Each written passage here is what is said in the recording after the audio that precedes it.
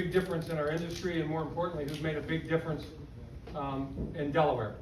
And so Keith Waples, 1972, strikeout, and I don't know if he was the favorite, but you'll read in the program, and Jay, I apologize, I didn't read it close enough to memorize, but an incredible race, and I've gotten the chance to meet over the phone Karen and Gord, and I can't thank them enough, and so I got to tell one story, can I? Sure. So I'm going to tell one silly story.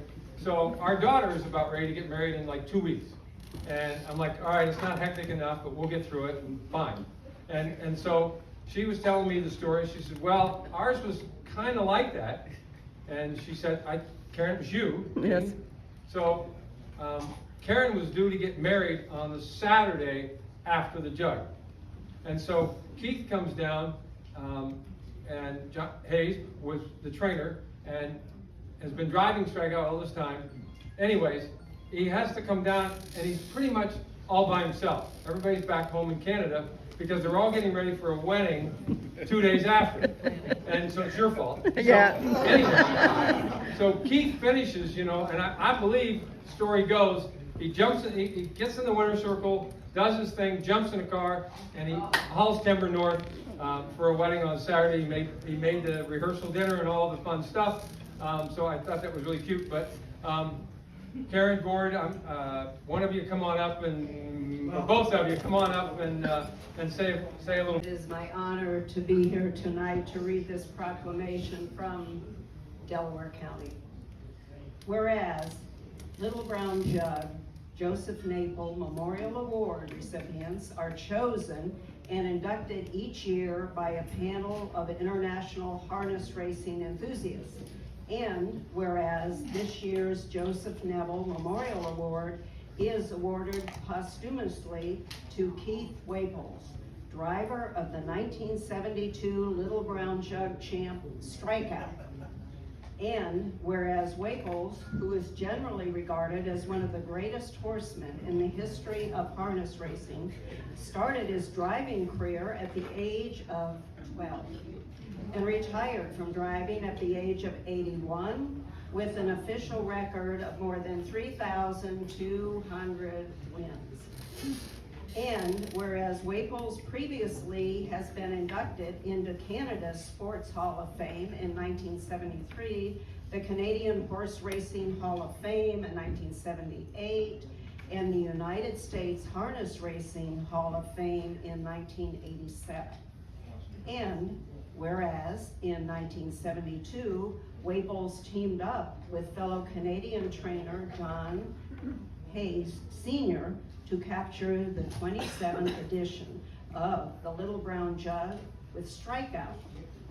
In doing so, the Chestnut Colt erased the track record of his illustrious sire, Brett Hanover. In 1975, Waples also guided Albert Starr to an elimination victory. And whereas Waples helped develop and operated a trio of Canadian tracks, Orangeville Raceway, Cloverdale Raceway, now Fraser Downs, and Sandover Park. He passed away in May 2021 at the age of 97. Therefore, be it resolved that the Delaware County Board of Commissioners and the City of Delaware hereby honor and applaud Keith Waples for his extraordinary career in the field of harness racing with the presentation of this proclamation. Delaware County Commissioner Barb Lewis, City of Delaware Mayor Carolyn K. Regal, Delaware County Commissioner Jeff Benton, and Delaware County Commissioner Gary Merrill. It's my honor to be here tonight. You're on the spot, and you'll do great. You stole all my lines. I have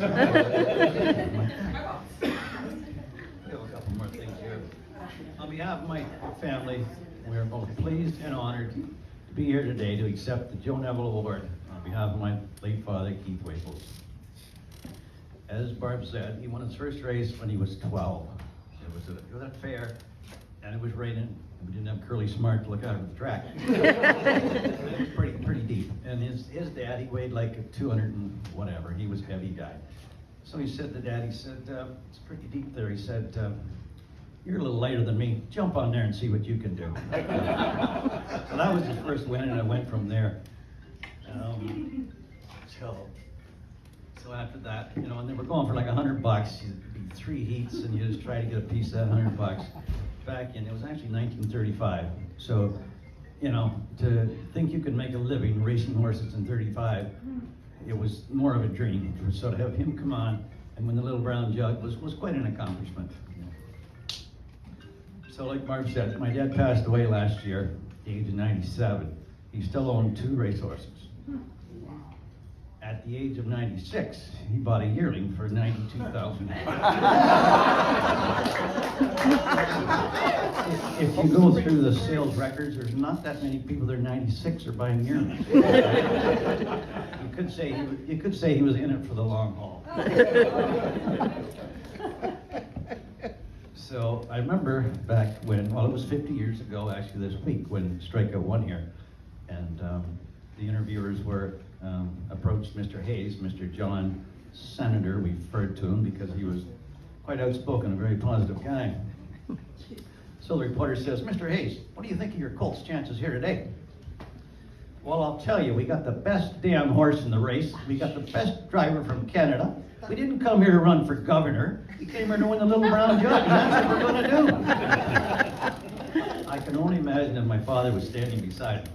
My father was very humble, and he'd be saying, John, just settle down. We got to do this first. Anyways, John's prediction came true, and it was a great day for all involved. So that was that. And so where do we go here? Yeah.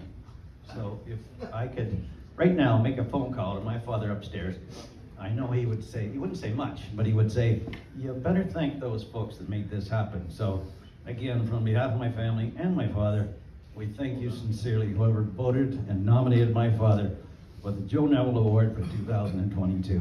Thank you very much.